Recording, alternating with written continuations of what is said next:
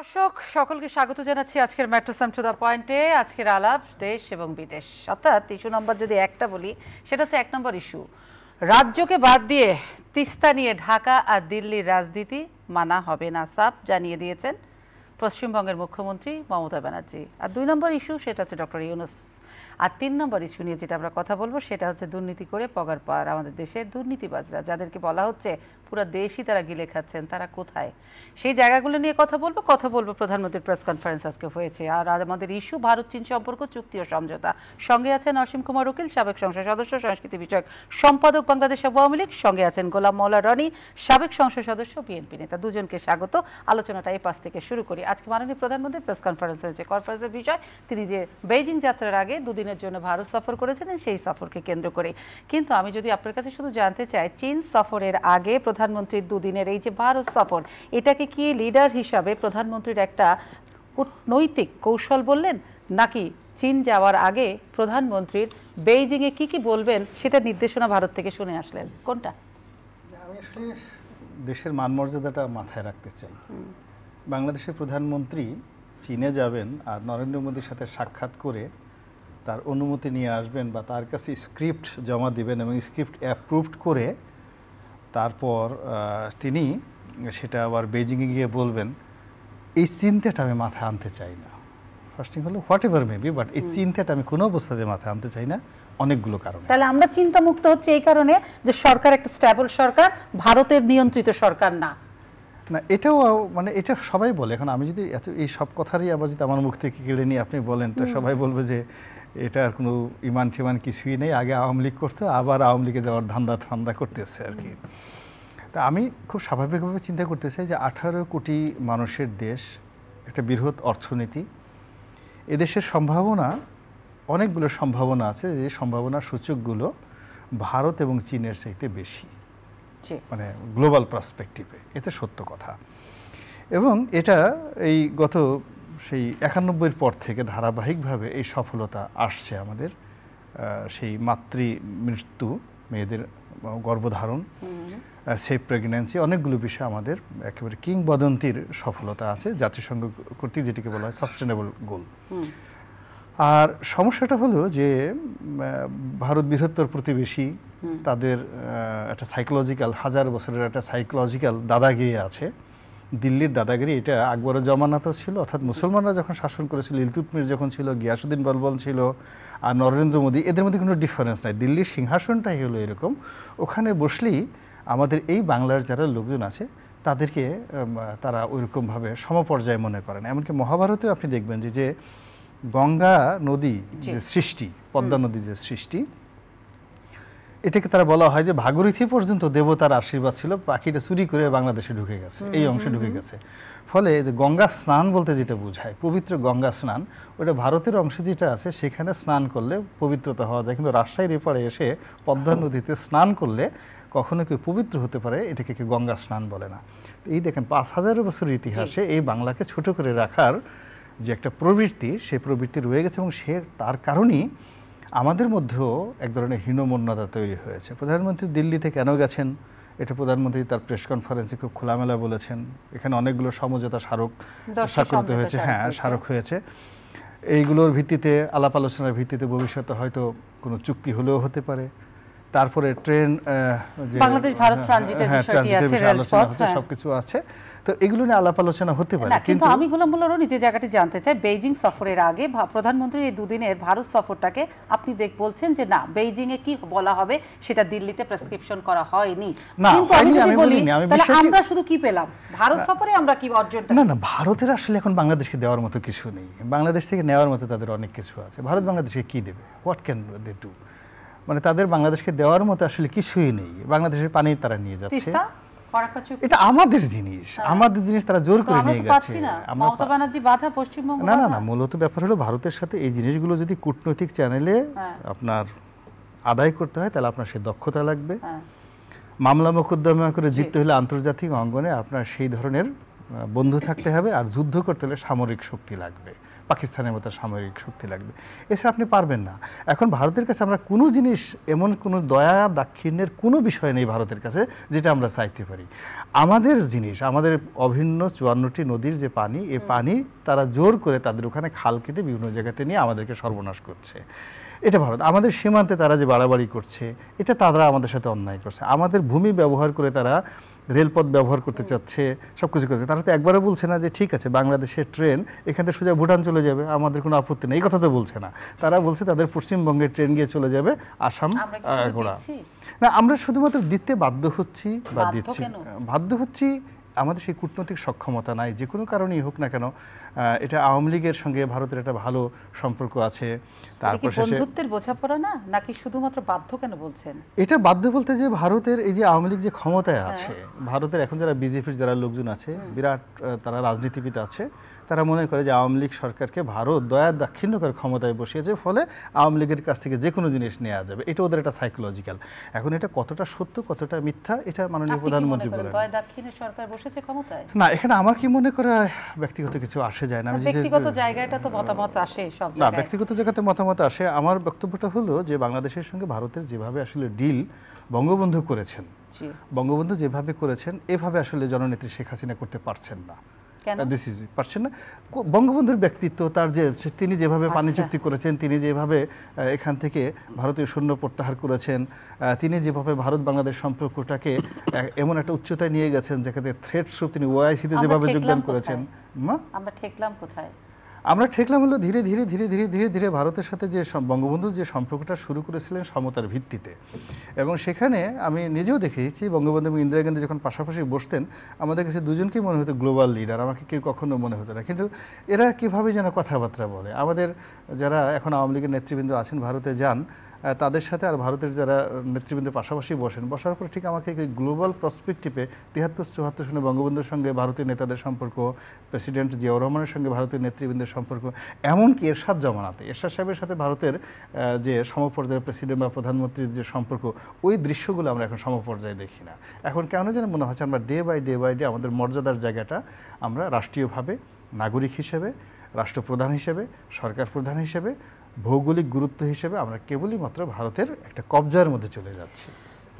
জনাব অসীম কুমার উকিল, শুনলাম অনেকক্ষণ। এই পাশটাতে এবার আপনার কাছে আসি, যেখানে আমি ছোট্ট করে প্রশ্ন করলাম যে আমরা খালি দিচ্ছি, পাচ্ছি না কিছু, আমরা বাধ্য হচ্ছি দিতে, এমনটাই কি ঘটনা? আপনাকে ধন্যবাদ। সহ-আলোচক, বিজ্ঞ সহ-আলোচক গোলাম মোল্লা রনিকে স্বাগত। নিঃসন্দেহে আজকের দিনের সর্বত্র আলোচনার বিষয়বস্তু মাননীয় প্রধানমন্ত্রীর প্রেস কনফারেন্স, ভারত সফরকে ঘিরে প্রেস কনফারেন্স, এবং সাম্প্রতিককালের বিভিন্ন সফরোত্তর প্রেস কনফারেন্স, এটি একটি রুটিন ওয়ার্ক। সেই হিসেবে আজকের প্রেস কনফারেন্সটা অনেক প্রাণবন্ত ছিল এবং সময়ের বিবেচনায় একটু অধিক সময় নিয়ে উনি কথাবার্তা বলছেন। সাংবাদিকদের বিভিন্ন প্রশ্নের জবাব, বর্তমান সময়ের বিভিন্ন বিষয়ে দিনে কথাবার্তা খোলামেলা উনি আলোচনা করেছেন। বেশ প্রাণবন্ত আলোচনা হয়েছে আমি যতটুকু দেখেছি। নিঃসন্দেহে এই জিনিসগুলো আমাদের খুবই ভালো দিক। গোলাম মোল্লা রনি অনেকগুলো বিষয়ে আলোচনা করেছেন। এই বন্ধুপ্রতিম রাষ্ট্র ভারত, আমাদের প্রতিবেশী দেশ, বৃহত্তম গণতান্ত্রিক রাষ্ট্র ভারত, আমার মুক্তিযুদ্ধের সময়কালের বন্ধু রাষ্ট্র ভারত, যারা সব কিছু দিয়ে আমাদেরকে সহযোগিতা করেছে, সেই জায়গা থেকে আমরা এগিয়ে যাচ্ছি। স্বাধীনতার 52 বছর পার করে আমরা পিছিয়ে যাচ্ছি, আমরা এগিয়ে যাচ্ছি। কেন তাহলে উনি যে কেন বলছেন যে ভারতের সাথে রিলেশন আমাদের পিছিয়ে যাওয়ার গল্প, জবাবটা উনি দিবেন, এটা তো আমার দেওয়ার বিষয় না। আমি তো কাউন্টার চাইবো যে ওনার কথা কাউন্টার চাবেন না, আমি তা বলছি না, কিন্তু এই বিষয়গুলি মানে আলাপ করতেই হবে। যে যখন বলে যে গঙ্গা স্নান করতে সবাই এদিকে যায়, তখন আমার মনে হয় এটার মধ্যে একটা ব্যবসায়িক ব্যাপার স্যাপার আছে। গঙ্গা বন্ধ গেলে বেশ ভালো পয়সা পাতি আরেঞ্জ করবে।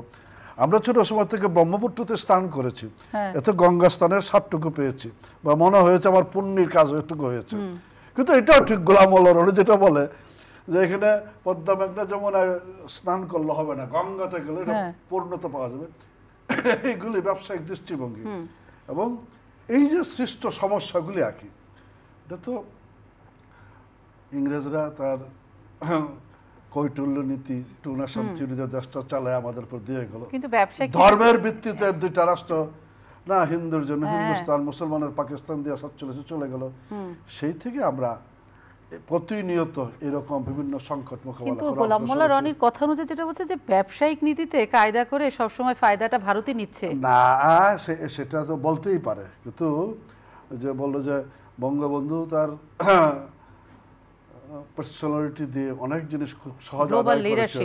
হ্যাঁ, কিন্তু আমার নেত্রী মাননীয় প্রধানমন্ত্রী শেখ হাসিনারও যে উল্লেখযোগ্য পদক্ষেপগুলি আছে সেগুলো তো অস্বীকার করার কোনো বিষয় নেই। ধরেন মুজিবিন্দিরা চুক্তি হয়েছে, বাস্তবায়ন তো আমার নেত্রী শেখ হাসিনার হাত ধরে হয়েছে। যে সাগরের অগাধ জলরাশি, ব্লু ইকোনমির যে ক্ষেত্রটুকু, এটা আমার নেত্রীর হাত ধরে হয়েছে। শান্তি চুক্তি তো মানে বিএনপি তো বললে হলেছিল দেশটা ভারতের হাতে বুঝে তুলে কতবার একটা দেশ বিক্রি হয়, কেন বিরোধী পক্ষ বারবার বলছে বাংলাদেশ বিক্রি হয়ে যাচ্ছে? মানে এটা একটা হাস্যাস্পদ কথা, কোনো দেশ বিক্রি হয় এটা করে নিজেদেরকে ছোট করা, খাটো করা, এটার জবাব তারা দেবে আর কি। কিন্তু কোনো দেশ কখনো বিক্রি হয় না, স্বার্থ কথা থাকবেই, আলাপ আলোচনা হবে, সমালোচনা হবে।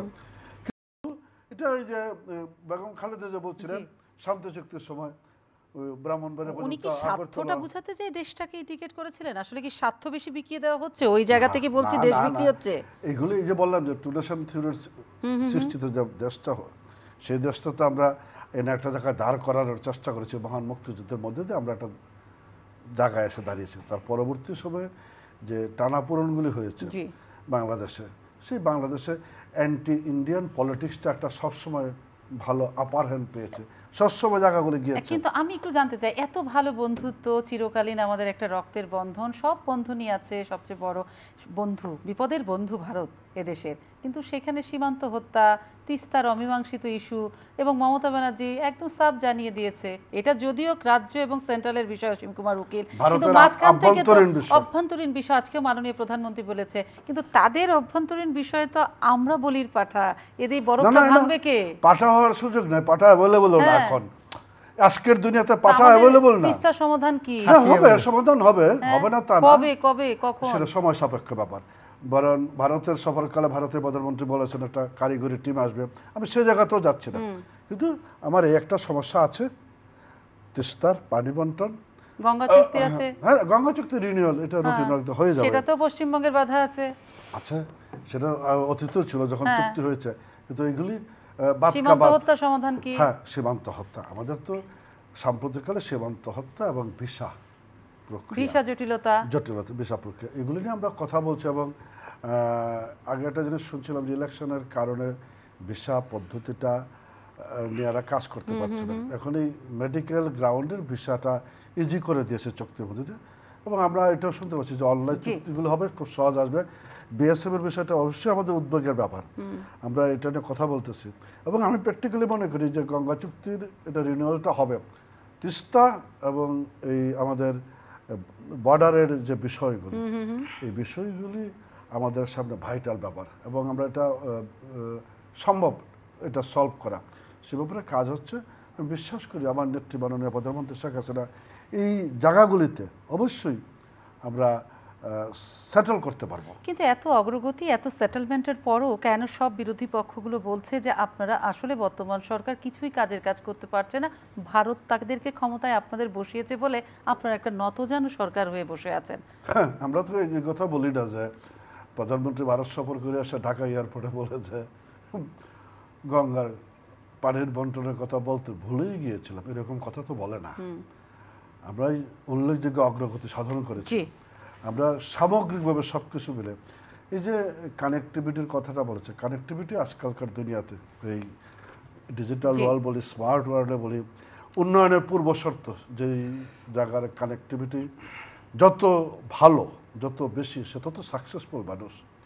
এটা আমার দেশে আমি এই যে গেলো গেলো করে সব কিছু দিয়ে দিই আর কি, যে আবার শেষ পর্যন্ত বলে বলে দেশটাই বিক্রি করে দিল, এই যে হাস্যাস্পদ কথাগুলি বলে বাংলাদেশের মানুষের একটা সেন্টিমেন্টের সুরসুরি দিয়ে অস্থিরতা সৃষ্টি করতে চায়। যদিও রাম মন্দিরের পক্ষে অযোধ্যার মানুষ ভোট দেয় নাই, এই সুরসুরি কিন্তু বাংলাদেশের লাগে। আমার কথা হচ্ছে যে সমস্যা সংকুলে বাংলাদেশে আমরা, দেশ আমাদের আছে তো, আরে জাত গেল বলে গান গাইলে তো হবে না। এটা ওই সময় এটা মনে ছিল, জাত গেল, ওই মুসলিম বাড়িতে হিন্দুরা খাইতে গেলে জাত গেলো করে বলতো। কিন্তু আমরা ছোট সময় দেখেছি পাকিস্তানমূলক কম বেশি কিন্তু এরকম একটা বিষয় ছিল, কিন্তু স্বাধীনতার পর এই কথার কেউ বলে না এই বাড়িতে খেলে জাত যাবে। 1972 সালে আমার যে সমস্যা ছিল সেই সমস্যা আমরা অতিক্রম করে আজকের একটা জায়গায় এসে দাঁড়িয়েছি, যেখান থেকে দাঁড়িয়ে উত্তরবঙ্গের মানুষ দার্জিলিং এ লেখাপড়ে পোলাপান, মানে 1000 শিক্ষা প্রতিষ্ঠান আছে দার্জিলিং এর পাহাড়ে, যেখানে ভারতের সবকটা প্রদেশের লোক আছে, আবার রংপুর দিনাজপুরের ছেলেমেয়েরা ওইখানে লেখাপড়া করে। সব মানুষ আছে দার্জিলিং এ পড়াশোনা হ্যাঁ, করে। কারণ জায়গাটা এত সুন্দর, উন্মুক্ত, এত সহজ হয়েছে যে জায়গাগুলি সবাই এনজয় করে। প্রতিটি ক্ষেত্রে ট্রেনে কমলাপুর রেল স্টেশন থেকে উঠে গিয়ে শিয়ালদা নামতে পারছে, আগে তো এগুলি কল্পনা করা যায়নি। সকল ক্ষেত্রে চিকিৎসা, আপনার মার্কেটিং, ট্রাভেল, সব প্রত্যেকটা ক্ষেত্রেই বাংলাদেশের সাথে ভারতের সম্পর্কটা ক্রমশ উন্নতি হচ্ছে। এবং আমার কাছে আরেকটা জিনিস মনে হয় ইন দ্য লং রান নাকি, যে এই পপুলেশনের যে দেশটা ভারত আর কি, সেখানে আমার যে গার্মেন্টসটা আছে, যে গার্মেন্টসটা ইউরোপ, আমেরিকা, কানাডা, অস্ট্রেলিয়া কেন্দ্রিক মূলত, সেইটাও অদূর ভবিষ্যতে ভারতের এই মার্কেটও আমরা একটা প্রভাব ফেলতে পারবো, যেখান থেকে দাঁড়িয়ে আমার গার্মেন্টস আরও আপার হ্যান্ড পাবে, যেখানে আমার রেমিটেন্সও একটা বৃহৎ পরিমাণে আসছে। মানে ভারতের রেমিটেন্সটা কি আছে, ভারতের প্রত্যেক ট্রাভেল এজেন্সি আছে যতগুলি, প্রত্যেকটা ট্রাভেল এজেন্সিতে বাংলাদেশের একটা বাঙালি ছেলে কাজ করে, কারণ বাংলাদেশের লোকজন যখন যায় সে তাকে খুব প্রয়োজন, দুবাসের কাজটুকু করে। ওইখানকার এরকম প্রত্যেকটা সেক্টরে বাংলাদেশের মানুষের প্রচুর সুযোগ আছে, রেমিটেন্সটা আসছে, গার্মেন্টসের একটা ক্ষেত্র উন্মুক্ত হবে। এবং এটি স্বাভাবিক, সেভেন সিস্টারকে ঘিরে আমাদের যেরকমভাবে উন্নয়ন, অগ্রগতি, মার্কেটিংয়ের জায়গাটুকু হবে, ভারত বাংলাদেশ সম্পর্ক উন্নয়নের সাথে সাথে এই জায়গাগুলি এগিয়ে যাবে। অতি অবশ্যই আমি আবারও বলছি যে বিএসএফ বর্ডার যে কিলিং সেটা বন্ধ করার জন্য আমাদের আরও বেশি উদ্যোগী হতে হবে। এবং আমি এটা বিশ্বাস করি ভারতও এই ব্যাপারে অবশ্যই আরও উদ্যোগী ভূমিকা নিয়ে এগিয়ে আসবে, ওটা বিশ্বাস করি। ভিসা সমস্যার সমাধান হবে, উন্নত বিশ্বের মতো আমাদের দেশগুলির সাথেও ভারতের ভিসা সমস্যার সমাধান হবে। এবং এটারই স্মেলটুকু, আজকে সুবাতাসটুকু ছিল আজকের প্রেস কনফারেন্সে, আমি বিশ্বাস করি অত্যন্ত প্রাণবন্ত একটা প্রেস কনফারেন্স হয়েছে, সবাই সব প্রশ্ন করেছে, সব প্রশ্নের উত্তরও মিলেছে আজকের দিনে দাঁড়িয়ে। গোলাম মোল্লা রনি, আপনার নিশ্চয়ই প্রশ্নের জবাব আপনি পেয়েছেন। উনি আশার কথা বললেন, নিশ্চয়ই আপনি আশা হতো না, কিন্তু আমরা কি ভারতেই থাকবো নাকি অন্য প্রসঙ্গে আবার যেতে হবে? আমাদের চীনে যেতে হবে, আমাদের চীনে যেতে হবে। কাকে চীনে যাবেন? চীনে যেতে যাবে। এবং এখানে প্রধানমন্ত্রী যে প্রাণবন্ত ছিলেন, প্রাণবন্ত থাকার যথেষ্ট কারণ আছে। এর কারণ হলো আপনি দিল্লিতে প্রধানমন্ত্রীর সঙ্গে যে জনাব নরেন্দ্র মোদীর যে ছবি ছিলেন দেখছেন, সেখানে প্রধানমন্ত্রী ওখানে এই আজকের যে প্রেস কনফারেন্সে প্রাণবন্ততা ছিলেন, ঠিক তদ্রূপ তিনি দিল্লিতেও প্রাণবন্ত ছিলেন। এবং এটা আমাদের জন্য ভালো, বিকজ নরেন্দ্র মোদী এখন যে ঐতিহাসিক একটা অবস্থার মধ্যে আছে, যে মোদি মিডিয়া বা গদি মিডিয়া যেটিকে বলা হয়, সেটা তাকে যেভাবে মহামানব হিসেবে তৈরি করেছিল, এবারে নির্বাচনে ঐতিহাসিকভাবে তিনি যেভাবে ধরা খেয়েছেন, তো সেই তুলনায় প্রধানমন্ত্রী শেখ হাসিনার পাশে আগের তার যে দাদাগিরি, আগের তার যে পাশে, আগের যে তার যে উচ্ছলতা, এটা আমি এবার দেখিনি। বরং তার চেহারা, সুরত, পোশাক আশাক সব কিছুর মধ্যে যেন একটা দন্যতা ছিল। এবং সেই তুলনায় অনেক দিন পরে 2009 থেকে এতদিনের মধ্যে ইন্ডিয়ান কোনো নেতার সাথে মাননীয় প্রধানমন্ত্রীকে বসতে গিয়ে ওই পাশাপাশি ওই নরেন্দ্র মোদী বলেন কিংবা মনমোহন সিং বলেন বা সোনিয়া গান্ধী, তাদের সাথে এইবার প্রধানমন্ত্রীকে উজ্জ্বল মনে হয়েছে। এবং সেই উজ্জ্বলতাটাই আজকে এই প্রেস কনফারেন্সে সেটা প্রকাশিত হয়ে গেছে। দুজন পাশাপাশি বসাতে কি মনে হয়েছে মাননীয় প্রধানমন্ত্রী গ্লোবাল লিডার? না, গ্লোবাল লিডার মনে হয়নি, সুবিধাজনকভাবে অবস্থানে, মানে ওই দুজনের ব্যক্তিগতভাবে। এখানে হয় কি, আপনি গ্লোবটা অনেক বড়, Narendra Modi is not is a global leader. আর আমরা যদি বাংলাদেশের মাননীয় প্রধানমন্ত্রীকে বলি একটা গ্লোবাল লিডার, আসলে প্রধানমন্ত্রীকে ছোট করা হয়। বাংলাদেশের there is a still many country in the Europe যেখানে সাধারণ সিটিজেনরা বাংলাদেশের নাম পর্যন্ত জানে না। না, আমি ওই প্রাসপেক্টিভে আলোচনা করছি না, আমি বলতে চাচ্ছি কি, দেখুন একটা দেশ, যে দেশটির সাথে বাংলাদেশের সাথে ভারতের ভালো সম্পর্ক, রাশিয়ার ভালো সম্পর্ক, চীনের ভালো সম্পর্ক, ইভেন দো আমেরিকারও ভালো সম্পর্ক, এই যে ভালো সম্পর্ক, অথচ এই দেশগুলোর সাথে ওই দেশগুলোর কিন্তু একটা বৈরী সম্পর্ক আছে। একমাত্র দেশ বাংলাদেশের সাথে এদের ভালো সম্পর্ক, এটা তো আপনি অস্বীকার করতে পারেন না। সেই জায়গাতে আমি বলছি এটা তো লিডারশিপের কারিশমা। না না, একটা জায়গাতে ভালো সম্পর্ক নেই, একটা জায়গাতে ভালো সম্পর্ক নেই। প্রত্যেকটা সম্পর্কতেই ওরা ঠিক ইস্ট ইন্ডিয়া কোম্পানির মতো বাংলাদেশকে এই রক্ত চোষার মতো জোকের মতো সেই বাংলাদেশ থেকে স্বার্থ আদায়ের জন্য গেছে। এই যে নিকোলাস সার্কোজি বাংলাদেশে এসেছেন, বিমান বিক্রির জন্য আসছেন।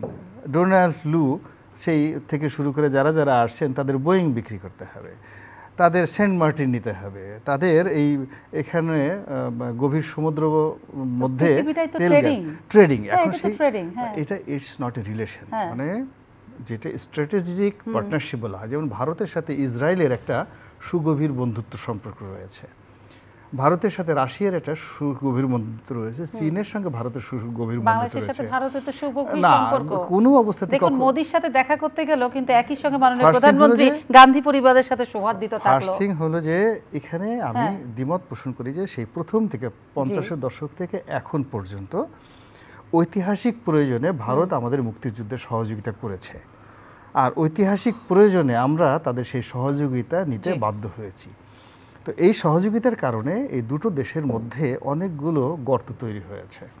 ভারতীয় যে ডকুমেন্টগুলো, সেই ডকুমেন্টগুলোতে তারা সবসময় বাংলাদেশের মুক্তিযুদ্ধকে তারা সম্মান করেনি পর্যাপ্তভাবে, তারা সেটাকে পাকিস্তান ভারত যুদ্ধ বলার চেষ্টা করেছে। এমনকি আমাদের যে স্যারেন্ডারটা, আপনি চিন্তা করেন যে এখানে স্যারেন্ডার হলো জেনারেল নিয়াজি স্যারেন্ডার করলো, অথচ জেনারেল উসমানে সেখানে নেই, তাজউদ্দিন সাহেব সেখানে নেই। সো ইটস এ হিউজ মানে যাকে বলা হয় বিতর্ক। কাজেই ভারতের সাথে আমাদের সাথে ইভেন বঙ্গবন্ধুর জমানাতেও সম্পর্ক ভালো ছিল না, কোনো জমানাতে সম্পর্ক ভালো ছিল না, এখনও নাই। কিন্তু বৃহত্তর প্রতিবেশীকে তো অস্বীকার করা যায় না, তাকে রাখতে হয়। এখন ওখানে সম্পর্কটা রক্ষা করার জন্য জিয়াউর রহমান সাহেব যেভাবে পেরেছিলেন, বঙ্গবন্ধু যেভাবে পেরেছিলেন, ওইভাবে যদি আমাদের পরবর্তী নেতৃত্বগুলো তাদের ব্যক্তিত্ব ঠিক রাখতেন, আর মইনু আহমেদ বলেন বা এরশাদ সাহেব বলেন, তারা যে সামরিক কূপ করেছে, ক্ষমতায় থেকেছে, ভারতের দয়া নিয়ে তাদের থাকতে হয়েছে, ফলে তারা বার্গেনিং করতে পারেনি। তো যা হোক, বার্গেনিং যদি করতে পারতাম তাহলে ভারতের সঙ্গে আমাদের একটা স্বাভাবিক সম্পর্ক হতো। বার্গেনিং এর ক্ষেত্রটা কোথাও দেখতে পাচ্ছেন কি? যেহেতু বললেন যে মোদির পাশে এবার প্রথম মাননীয় প্রধানমন্ত্রীকে আরো বেশি মানে শুনেন, এখন যোগ্য মনে হয়েছে। আমি বলি, এখন প্রধানমন্ত্রীকে আল্লাহ রাব্বুল আলামিন যে ঐতিহাসিক সুযোগ দিয়েছে এই রোহিঙ্গাদের সমস্যা নিয়ে, মানে সে যদি খালি এই total military point of view থেকে এই রোহিঙ্গা সমস্যাটা খালি সেনাবাহিনীর উপর ছেড়ে দেয়, বিশ্বাস করেন প্রতি মাসে একবার করে মোদি বাংলাদেশে আসবে, প্রতি মাসে একবার। শুধুমাত্র এই রোহিঙ্গা সমস্যাটার যদি খালি মিলিটারি সমাধান বাংলাদেশ এই মুহূর্তে করে দেয়, এই ঐতিহাসিক সুযোগ বাংলাদেশের কাছে চলে আসছে যে এভরি মান্থ চলে আসবে। আর ওই যে চুক্তি করার জন্য সেখানে যাচ্ছে, মানে আমরা এখন যেমন ওই তিস্তা চুক্তির জন্য তাদের পিছিয়ে পিছিয়ে ঘুরছি, মমতা ব্যানার্জি থেকে শুরু করে প্রত্যেকটা লোক বাংলাদেশ এসে বলবে চুক্তি করে দিয়ে গেল, এরকম একটা ঐতিহাসিক সুযোগ।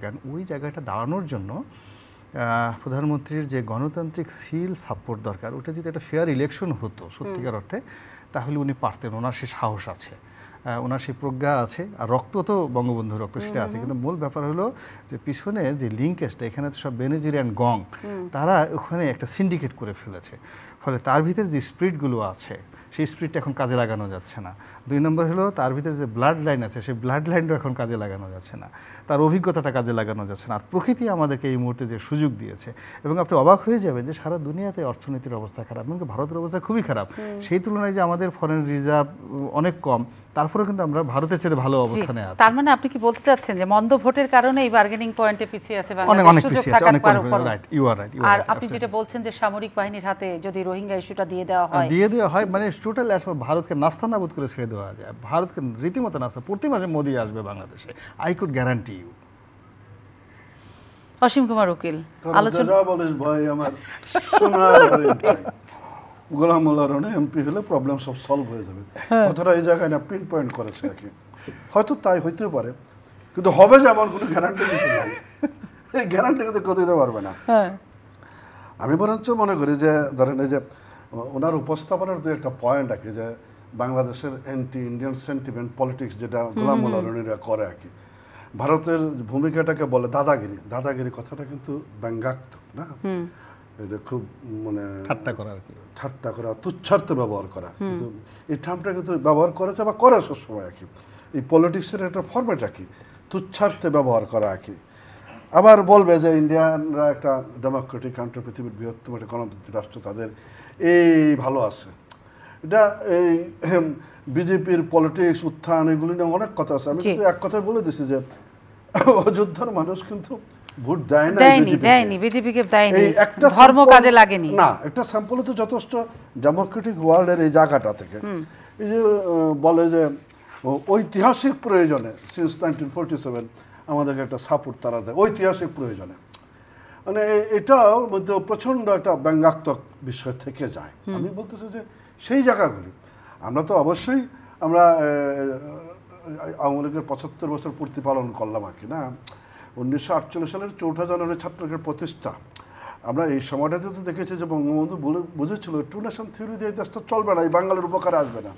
48 সালের ছাত্রলীগ 4 জানুয়ারি, 49 সালের 23 জুন আওয়ামী লীগের সৃষ্টি, সবগুলি জিনিস অর্গানাইজ করে এগিয়ে নিয়ে যাওয়া এবং আওয়ামী লীগ বাংলাদেশের স্বাধীনতা দিয়েছেন, নেত্রী অর্থনীতি মুক্তির কাজগুলি এগিয়ে নিয়ে যাচ্ছেন। এই জায়গাগুলি বলছে যে আমরা সবসময় জায়গাগুলিকে ডেমোক্রেটিক প্রসেসটাকে নিয়ে এগিয়ে যাওয়ার চেষ্টা করেছি এবং অবশ্যই ভারত বন্ধু রাষ্ট্র হিসেবে, প্রতিবেশী রাষ্ট্র হিসেবে আমার মুক্তি সংগ্রামে ভূমিকা রেখেছে এবং স্বাধীনতা উত্তর বাংলাদেশে দাঁড়িয়ে যুদ্ধ বিধ্বস্ত দেশকেও পুনর্গঠনে কিন্তু ভূমিকা রেখেছে। আবার 75 উত্তর বাংলাদেশে দাঁড়িয়ে দেশটা যখন উল্টো পথে চলা শুরু করলো তখন তো দেশের সিনারিওটি পাল্টে যেতে শুরু করলো। আমার দেশের তো সামরিক শাসন একটা ডেমোক্রেটিক প্রসেসের জন্য অন্তরায় হয়ে দাঁড়িয়েছে। আমার গণতন্ত্রের বিকাশের ক্ষেত্রে অন্তরায় হয়ে দাঁড়িয়েছে ধর্মভিত্তিক মৌলবাদী রাজনীতিটা। এই জায়গাগুলি অ্যাভয়েড করে আমরা আগানোর চেষ্টা করেছি এবং উল্লেখযোগ্য অগ্রগতি আছে। নিঃসন্দেহে আমার জন্য এটা মরণ কাটা, আমার জন্য এটা একটা প্রচন্ড। আমরা অনেকক্ষণ বিদেশ নিয়ে কথা বললাম, এটা কি না রোহিঙ্গা, আমি এটা হয়তো ওনার দৃষ্টিকোণ থেকে বলছে মিলিটারি হস্তক্ষেপ। আমি সবকিছু পরেও মনে করি যে রাজনৈতিক দলগুলোর রাজনৈতিক সিদ্ধান্তের মধ্যে দিয়ে জায়গাগুলিকে সেটেল, মানে এর সমাধান রাজনৈতিকভাবে হওয়া উচিত। প্রয়োজনে মিলিটারিকে আমি কাজে লাগাবো না, আমি তা বলছি না, কিন্তু মিলিটারির উপর নির্ভরতা দিয়ে আমার এগিয়ে যাওয়ার পট্টুক আছে বলে আমি কেন বলছেন এটা? ডেমোক্রেটিক দেশে কি মিলিটারির হাতে সিদ্ধান্ত দিতে নেই? না, আমি তা বলছি না। আমি রাজনৈতিক সিদ্ধান্ত যেখানে যাকে কাজে লাগানো যায়। আমি যদি মনে করি যে আজকে গোলাম মোল্লা রনিকে কাজে লাগাবো, আমি যদি মনে করি যে সুমাকে কাজে লাগাবো, সেই সিদ্ধান্ত আসবে রাজনৈতিক পক্ষ থেকে। হ্যাঁ, সংকটটা রাজনৈতিক কাজে, সেই রাজনীতির জায়গা থেকে বিষয়গুলিকে নিয়ে আসে। আমরা বিদেশ নিয়ে কথা বললাম, দেশে ফিরে আসি। সবচেয়ে বড় কথা, নাই বেনজির, নাই মতিউর, নাই পিকে হালদার, নাই আসাদ, কোথায় এরা? কাশছেন কেন? ঝেড়ে কেসে বলেন এরা কোথায়? না, এটা তো মানে আমার কাজ হাসছে এই কারণে, আমার কাছে কিছু করতেছেন, আমার মানে ওই জবাব দিবে কে? জবাব দিবে কার কাছে জবাব চাইবে? আপনি তো সরকার। না, আমি সরকার না, আমি তা বলছি না, কিন্তু এই কাজটা আমার না, বরঞ্চ আমি উল্টোটা ঘুরায় বলি যে সাংবাদিক হিসেবে আপনারও দায়িত্ব তো খুঁজে বের করুন। আমরা কি সরকার? সাংবাদিক তো খুঁজেই দিয়েছে ছাগল গরু, বিরাট রাজ্য রাজত্ব, আর আপনারা পার করে দিলেন। না, আমি পার করে দিয়েছি, আপনারা সুযোগ করে দিয়েছেন, হয়তো পার হয়ে গেছে, আমি তা বলতেছি না। যদি হয়ে থাকে সেখানে সমন্বয়টা হয়েছে। আপনারা এতদিন কোথায় ছিলেন? আমি যখন এদেরকে সামনে আনছি তখন আপনারা সবাই মাথা বের করে কথা বলছেন। কারা? সব ছাগল গরু তো এনেছে সাংবাদিকরা, আপনারা তো কেউ আনেননি, আপনাদের সংস্থাও আনেনি, কেউ আনেনি। কারা এনেছে? আগে আসলো না কেন? ক্ষমতা চেয়ারে যখন মানুষ বসে থাকে, এক সাংবাদিকের মাথায় বা কয়টা মাথা, সে মাথা কতজনে কাটবে সাংবাদিকের? তাও যখন কিছুটা সাংবাদিকতা গণমাধ্যম মাথা তুলে দাঁড়ায়, সেটাকেও আবার কর্তন করার যদি কেউ অপচেষ্টা হয়, এক একজনের ঘাড়ে কয়টা মাথা? কয়জনকে ফাঁসির শুলে চড়িয়েছে, কয়জন শুটের সাইটে পড়েছে, কয়টা সাংবাদিক? একটাও পড়েনি। তাহলে এই সমস্ত কথা মন মতো কথা বলে নিজেকে নির্দোষ প্রমাণিত করার চেষ্টা করছেন। নির্দোষ প্রমাণের কিছু নাই, বিষয়টা হচ্ছে ওরা কোথায় ভাগাভাগি করে নিতে হবে। দায়িত্ব তো ভাগাভাগি করেছে, এটা তো সাংবাদিকতা কোথায় কি হচ্ছে তুলে দিল, কিন্তু আপনাদের তো যারা পেড, আমাদের ট্যাক্সের টাকায় যারা চলছেন, আপনাদের সংস্থা, তারা কি করছেন? ট্যাক্সের টাকা কাদেরকে দিচ্ছেন? তাহলে তারা বেতনভুক্ত রেখেছে গোয়েন্দা সংস্থা, তারা কোথায়? আমি সেই জায়গাটা বলছি না, আমরা সন্ত্রাসের ব্যাপারে আমাদের ভূমিকা ছিল না, ক্যাম্পাসে এখন আর একটি গুলিও ফুটে না, আমরা জায়গাটা তৈরি করেছি। আমরা কিন্তু এই দুর্নীতির ব্যাপারে জিরো টলারেন্স কিংবা মূলোৎপাটন করার ব্যাপারে আমাদের একটা প্রক্রিয়া, এবং আমরাই প্রথম এই জিনিসগুলো সামনে এনেছি বলেই এই জায়গাগুলো ধরা গেছে এবং আপনাকে এটা ম্যান টু ম্যান ধরতে হয় না। না সামনে এনেছেন কিন্তু পিছনে এত পুকুর চুরি হলো কেমনে? বেনজিরদের এত সম্পদ, আসাদুজ্জামান মিয়ার এত সম্পদ, মতিউর সাহেবরা কোথায় এরা? আমরা সম্পদ নাই, আমি সম্পদের হিসাব দিতে পারবো না কার কতটুকু সম্পদ। আপনি স্বচ্ছ মানুষ কিন্তু না, আমি ব্যক্তিগতভাবে এই কথাটা বলার জন্য এনেছি তা না। না, না, এইগুলি কাজ যাদের তারা এটা খুঁজে বের করবে। একটা এটা তো বিব্রতকর পরিস্থিতিতে সরকারকে পড়তে হয়েছে। সরকার উদ্যোগ নিয়েছে এই জায়গাগুলিকে নির্মূল করার জন্য, ফলে জায়গাটা তৈরি হয়েছে। একজন সম্পত্তি এই যে ব্যাংকের আজকে দিয়েছে কি 20 জন শীর্ষ ঋণ খেলাপির লিস্ট। পত্রিকাগুলোরা কিন্তু পত্রিকাগুলো কাজটা করছে বা সরকার এটুকু চাইছে হয়েছে।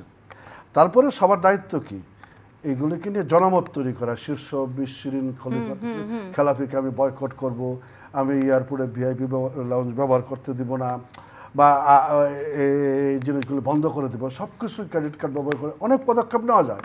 কিন্তু কেউ কিছু বললো না, সবাই তাকিয়ে থেকে দেখলাম তুমি চলে গেলে।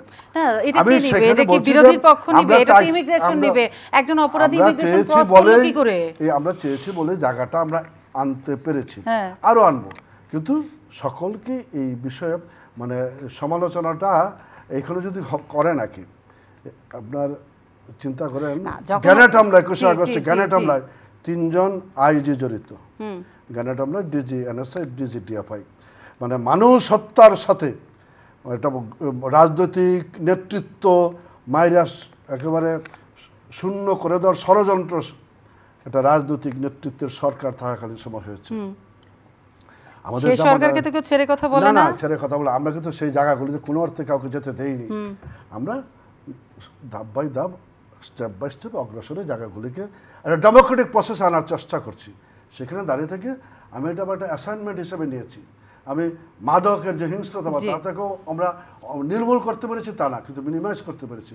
আজকেও দুর্নীতির এটি যারা আমরা পলিটিক্সটা করি আমরা একটা বুঝি, আমলাতন্ত্রে যারা আছে তারা এটা বুঝে যে একজন সিনিয়র সচিবের ফাইল ধরে টান দেওয়ার মানেটা কি। সব টেবিলেই একটা কম্পমান, আর সেখানে যখন কম্পমান হবে তখন রাজনৈতিক অঙ্গনেও একটা সুবাতাস বইবে। এগুলি রিলেটেড, বিচ্ছিন্ন করার সুযোগ নেই। মানে ওই এক কথায় কান টানলে মাথাটা আসে। সুতরাং এই ভাষা ব্যবহার করতে চাই না, আমি সোজা কথা সোজাভাবে বলি, অত পেঁচে আমি পারি না। যে জায়গাটা আমার নেত্রী অ্যাড্রেস করেছে, যে জায়গাটা আমরা সামনে এনেছি কি, এটা ধরে আমি বিশ্বাস করি মানে মূলোৎপাটন করার ব্যাপার না, কিন্তু জায়গাটার সামগ্রিকভাবে উন্নতির জায়গায় আসবে। অবশ্যই ধীরে ধীরে এই দুর্নীতিটা আমরা টেস্ট টু জিরো, জিরো টলারেন্সের দিকে নিয়ে যেতে। মানে এটা শুধু স্লোগান থাকবে না, না না, বাস্তবতা এটা। আমি এই জন্য বললাম যে দেখেন সন্ত্রাসের এই জায়গাগুলিতে কিন্তু আমরা অনেক উন্নতি করেছি। আপনার এই মাদক মুক্ত করতে পারি নাই, কিন্তু মাদকের হিংস্র থাবা অনেকাংশে কমেছে, অনেকাংশে কমেছে। এই উদ্যোগগুলি আমাদের দিক থেকে আছে। আমরা এই জায়গাগুলিতে চেষ্টা করছি নিয়ন্ত্রণ করার। চেষ্টা তো করে যেতেই হবে সরকার, কিন্তু চেষ্টা কতখানি সফল হচ্ছে সেটা কি একটু আপনি বলবেন, বা আপনি বিরোধী লোক? না, প্রথমত যে ঘটনাগুলো এখন ঘটছে, আমরা যারা সাধারণ আমজনতা আমরা খুব শান্তি পাচ্ছি, এমনকি অসীমদা উনিও কিন্তু শান্তি পাচ্ছেন।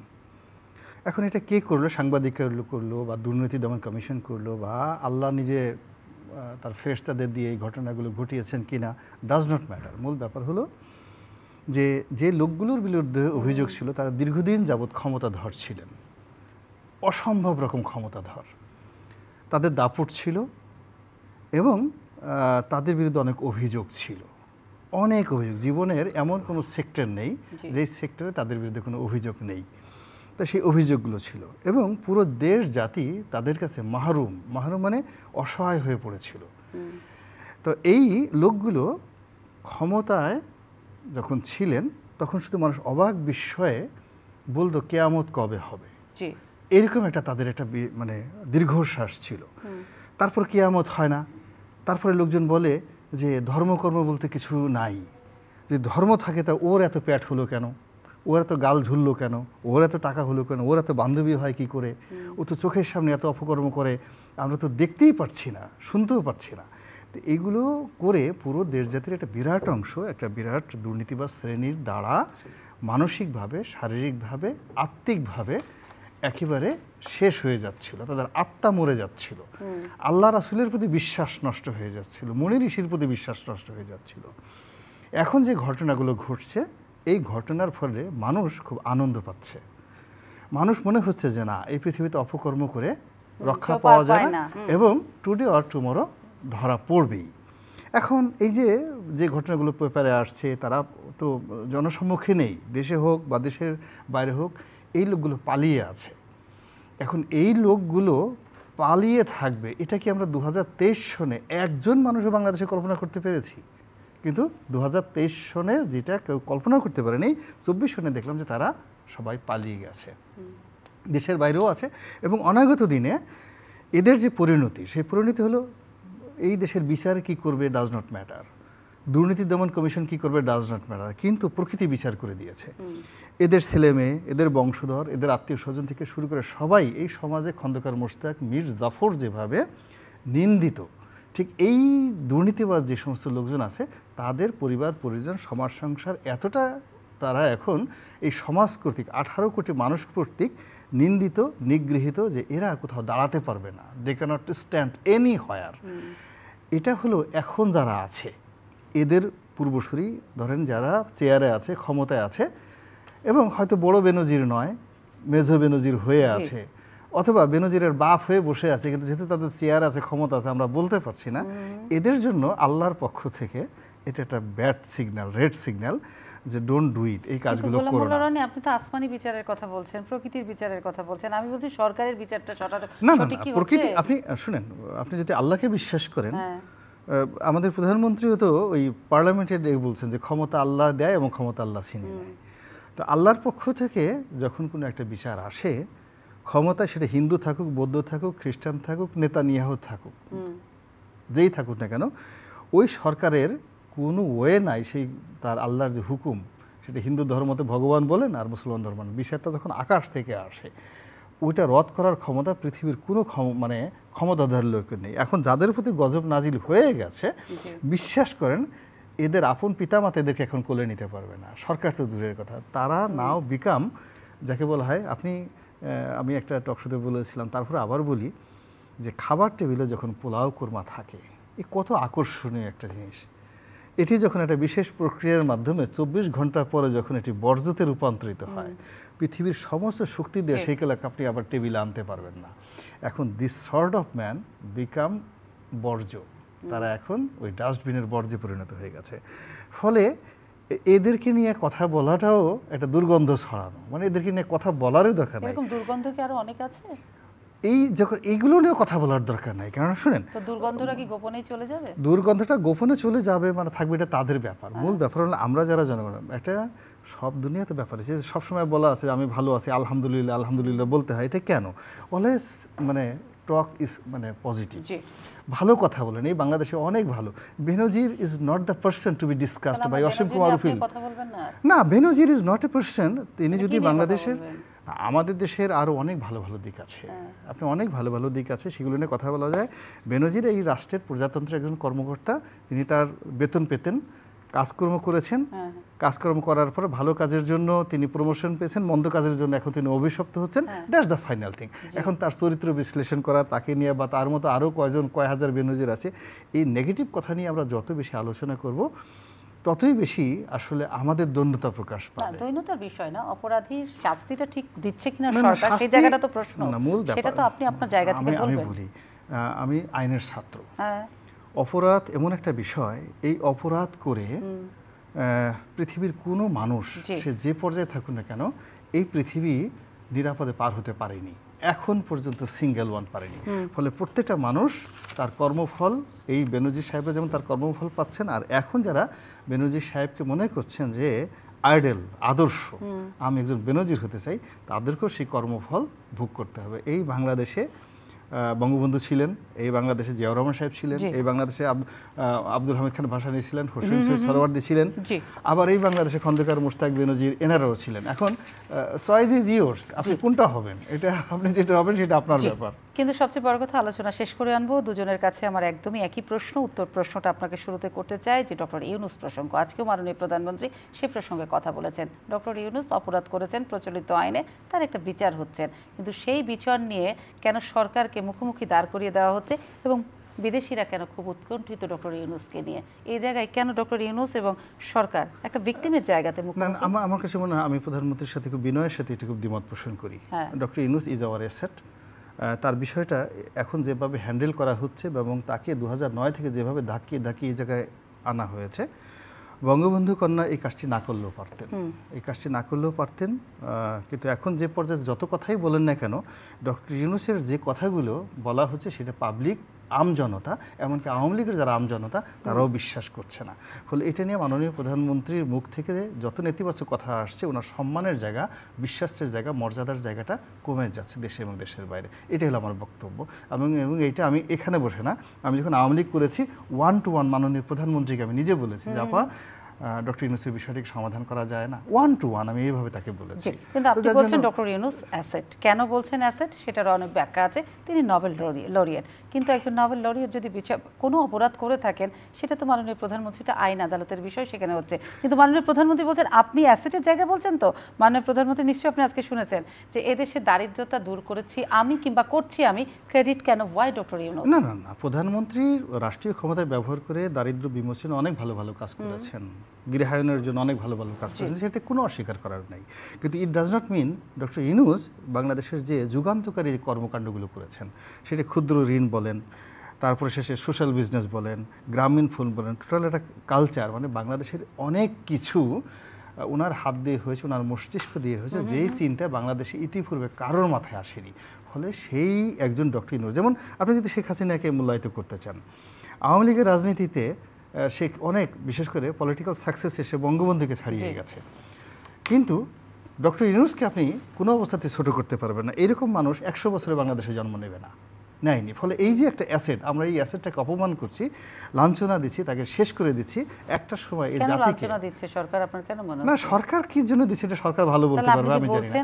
আমি আমার ব্যক্তিগতভাবে আমার কাছে যেটা মনে হচ্ছে, শুনেন, আইনে যে জিনিসটা বলা আছে সেটা হলো আপনি যে বিচার করবেন, এই বিচারটা যারা দেখবে তাদের কাছে মনে হবে যে বিচারটা সঠিকভাবে হয়েছে। এটা না হওয়া পর্যন্ত আপনি যত বিচারই করেন না কেন, 5000 বছর পরেও সেই বিচারটা পুনর্বিচার হয়। সক্রেটিসের বিচারটা আবার নতুন করে হয়েছে।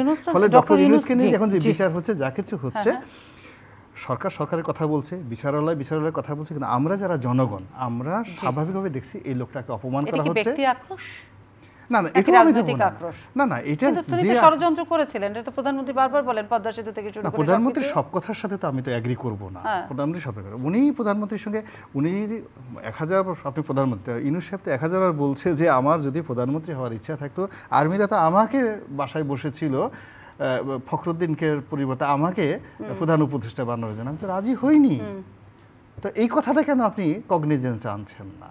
যে আমি বলেন তো, যে সে নিজে বলতেছে অন রেকর্ড যে সেনাবাহিনীর সমস্ত লোকেরা সারা রাত আমার বাসায় বসেছিল এবং তারা আমাকে প্রধান উপদেষ্টা বানানোর জন্য বারবার প্রেশার করছিল। আমি একেবারে সামারা রেডি, মানে একেবারে A to Z তাকে রিফিউজ করে দিয়েছি যে বাবা আমি সেই পর্যায়ে নাই। This is one. Second thing হলো, যখন 1/11-এর সময় আওয়ামী লীগ এবং বিএনপি দুটো দলই খুব বিপদে পড়লো, অনেক ছোট ছোট দল রাজনীতি করার জন্য তৈরি হলো। ডক্টর ইউনূসও একটা রাজনৈতিক দল ফেললেন এবং খুব অল্প সময়ের মধ্যে তিনি বুঝতে পারলেন যে তিনি রাজনৈতিক ব্যক্তিত্ব নন। তিনি এয়ারপোর্টে সবার সামনে কান ধরলেন, কান ধরে বললেন যে আমি তওবা করছি, I am not a politician. আপনি মূল ব্যাপার হলো যে সব মানুষের, প্রধানমন্ত্রী কি দেবী বা দেবতা, তার কি ভুল নেই? শেখ খালেদা জিয়ার কি ভুল নেই? সবারই তিনি রাজনীতি, ডক্টর ইউনূস রাজনৈতিক দল করতে চাইলেন, কিন্তু রাজনৈতিক দল করতে গেলে তো শুধু সামরিক সমর্থন লাগে না, জনগণের সমর্থন লাগে। সেটা কি ডক্টর ইউনূসের ছিল? উনি নিশ্চয়ই বুঝেছেন বলেই রাজনৈতিক দল করতে চাননি। এয়ারপোর্টে বলেছেন আমি করব না, দল করব না, এই তো বাস, তো কেস ইজ ক্লোজ। উনি তো জননেতা না, রাজনৈতিক দল করবে। এইজন্য তো উনি তো যে জিনিসটা উনি ক্লোজ করে দিয়েছেন, ওনার জীবনে দুটো ফাইল। কিন্তু আপনি পদ্মা সেতু ষড়যন্ত্র কি বলবেন? ওটা কি মিথ্যা? পদ্মা সেতুর সঙ্গে আমি বলি না, রাষ্ট্রপ্রধান বলে, আমি পদ্মা সেতুর মানে পুরো যোগাযোগ মন্ত্রণালয়ের স্ট্যান্ডিং কমিটিতে ছিলাম। I have seen the secret paper. আমি এখানে কোথাও ডক্টর ইউনূসের অংশগ্রহণ বা তার চক্রান্তের কোনো ফাইল আমি যোগাযোগ মন্ত্রণালয়ে আমি দেখিনি। That is the final. যে সমস্ত কথা বলা হয় অল আর পলিটিক্যাল বুলশিট, বুঝতে পারছেন না? যেগুলো আমি তো ওই যোগাযোগ মন্ত্রণালয়ের 5টা বছর I was a member greater যোগাযোগ মন্ত্রণালয়, পদ্মা সেতু বলেন, এই যে মানে মেট্রো রেল বলেন, যে যত যে প্রকল্পগুলো সব আবুল হোসেন সাহেবের জমানায় করা, বিফোর 2011। এই টোটাল ফাইলের বাজেট থেকে শুরু করে সমস্ত পেপার এই নিজের চোখে দেখেছি, বুঝেছি, সবকিছু তাহলে বুঝেছি। পদ্মা সেতুতে যে ডক্টর ইউনূসের ষড়যন্ত্র, সেটা কি কাল্পনিক চরিত্র? না না, এটা আপনি অ্যাবসলিউটলি, বলছেন যে এখানে কোনো ভূমিকা ডক্টর ইউনূসের নেই। আমি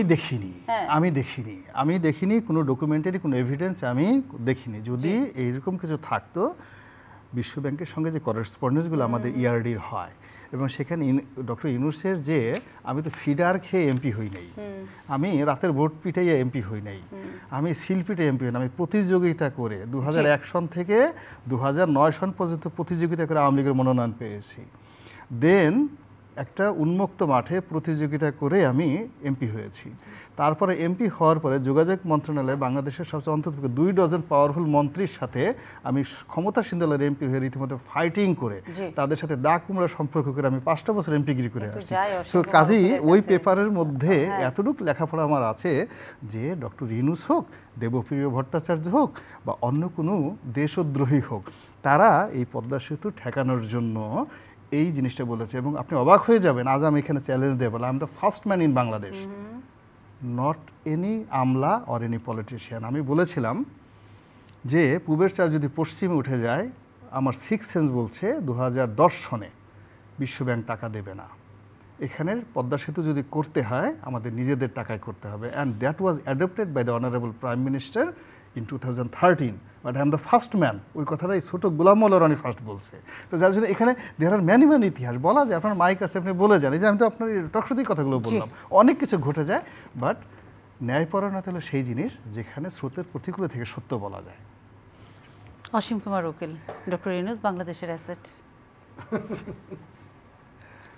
ডক্টর ইউনূস কি, এটা ডক্টর ইউনূস প্রমাণ করেছে নাকি যে দীর্ঘদিন বিদেশে থেকে দেশে না এসে এগুলো মোকাবেলা না করে উনি প্রমাণ করেছেন সামথিং ইজ রং সামওয়্যার। দেশের অ্যাসেট কিনা সেই বিতর্ক ভিন্ন কথা, কিন্তু যে বিষয়গুলি সামনে এসেছে, গ্রামীণ ফোন থেকে শুরু করে পদ্মা সেতুর সাথে কোনো ষড়যন্ত্রের কোনো রিলেশন নাই, না, এটা সারা পৃথিবীর মানুষ জানে রিলেশন নাই। সে গোলাম মোল্লা রনি যেটুকু বলছে যে কাগজে কলমে কোথাও দেখে না, এটা হইতে পারে, কাগজে কলমে তো সব কিছু থাকে না, কাগজে কলমের সব কিছু থাকতে হয় না। জানে যে হাওয়া ভবন হলো দুর্নীতির প্রতীক, কাগজে কলমে থাকতে হবে, ব্যাপারটা এরকম না। কে কত টাকা দিয়ে আইসে এটা প্রমাণ করতে পারবেন এটাও না, কিন্তু হাওয়া ভবন মানেই হলো প্যারালাল গভর্নমেন্ট, যার চিফ হলো তারেক জিয়া, এবং সেটা দুর্নীতির এবং অত্যন্ত সফলতার সাথে বাংলাদেশকে দুর্নীতিতে 5 বার চ্যাম্পিয়ন করতে পেরেছে। সেগুলো সব কিছুই করা দরকার নেই। আমি বলছি যে উনি টানা কতটি বছর দেশের বাইরে রইলেন, মোকাবেলা করতে আসলেন না, এটাতে প্রমাণ করছেন যে উনি যে এখানে বিতর্কের অবকাশ আছে, বিতর্ক হওয়া যায়, বিতর্কিত বিষয়ই আছে, কাজেই এই জায়গাগুলি আছে। আমার নেত্রী আজকে প্রেস কনফারেন্সে এগুলি এবং শেষে এটা বলছে, ওনার সাথে গিয়ে এগুলি নিয়ে চ্যালেঞ্জ ছুড়ে দিয়েছে যে আসলে এগুলি নিয়ে মোকাবেলা করি। উনি তো মাননীয় প্রধানমন্ত্রী 96-এ যখন আমেরিকায় যায়, সম্ভবত সেপ্টেম্বরে জাতিসংঘ অধিবেশনে, তখন ডক্টর ইউনূসকে সাথে নিয়ে গেছিলেন, তখন পরিচয় করিয়ে উনি পরিচয় করিয়ে দিয়ে ডক্টর ইউনূসও স্বীকার করে যে আমি একা কেউ চিনতো না। যা হোক, মানে এই পরিচয় করে দেওয়ার থেকে শুরু, এগুলি যেগুলি গোলাম মোল্লা রনি যেভাবে সার্টিফিকেট দিয়ে যাচ্ছে, এটি তো আসলে ডিসিজ টু সার্টিফাই দ্যাট ব্রেককে সার্টিফিকেট দেওয়ার কোনো বিষয় নাই। ইমেজটা কি, মানে মানুষ কি, পারসেপশনটা কি? পারসেপশনটা হয়েছে যে এখানে ঝামেলা আছে, অনিয়ম অনাচার আছে, দুর্নীতি আছে। সো এটা এই করছে। উনি আরও আগে এসে বিএনপির চেয়ারপারসন 10 বছর এই এতিমখানার দুর্নীতি মামলা হাজির হয় নাই। বিএনপির পলিসি মেকারের মূল্যে বসে ঠিক করলো যে ইলেকশনের আগে এটা সারেন্ডার করবো, ওনাকে শাস্তি দেওয়া হবে, জেলখানায় যাবেন, এই সেন্টিমেন্টটা তুলে একটি ভোট খালেদা জিয়ার মুক্তি দিতে পারে এরকম স্লোগান দিয়ে বের করে আনবে। 10 বছর সিদ্ধান্ত নিয়ে 10 বছর পরে উনি হাজিরা দিচ্ছেন বলে মোকাবেলা করা গেছে আর কি। এখন ডক্টর ইউনূস আসেনই নাই, মোকাবেলা করতে আসেন নাই, এবং বিশ্বের বিভিন্ন দেশে উনি মুভ করেছেন, এইগুলি নিয়ে কথা বলেছেন, কাজ করেছেন, ষড়যন্ত্র করেছেন, ইহা প্রমাণিত সত্য। আমি এগুলি নিয়ে ডিবেটে যাব না, বলে এটাই জনারণ্যের স্বাভাবিক ধারণা, ক্ষমতার বলয়ে থাকে, এটা প্রতিষ্ঠিত করার কোনো বিষয় নাই, ওনার এই নোবেল প্রাপ্তি নিয়ে কোনো বিতর্কের বিষয় নাই। উনি কতটুকু কি করেছেন, বিশ্বের এরকম কয়জন নোবেল পুরস্কারপ্রাপ্ত লোক পাওয়া যাবে যে তার ট্যাক্সটা নোবেল পুরস্কারের টাকায় ট্যাক্সটা মৌকুফের জন্য মুভ করেছেন সরকারের কাছে, এরকম বিষয়াদি আছে। যাই হোক, এইগুলির বিতর্কে যাব না। আমি বিশ্বাস করি বাংলাদেশটা এগিয়ে যাচ্ছে, সামনের দিনগুলিতে আরও সুন্দরভাবে আমরা সবাই মিলে একটা উন্নত সমৃদ্ধ বাংলাদেশ যেটা করছে স্মার্ট বাংলাদেশ আমরা সবাই মিলে তৈরি করবো। অসংখ্য ধন্যবাদ দুজনকে। আর যারা সঙ্গে ছিলেন প্রিয় দর্শক, তাদেরকেও। আলোচনা আজকে শেষ করতে হবে, কাল আবার ঠিক দেখা হবে অন্য কোনো ইস্যু নিয়ে, অন্য কোনো অতিথির সঙ্গে। এ পর্যন্ত সবাই ভালো থাকেন, শুভরাত্রি সকলকে, বিদায় নিলাম।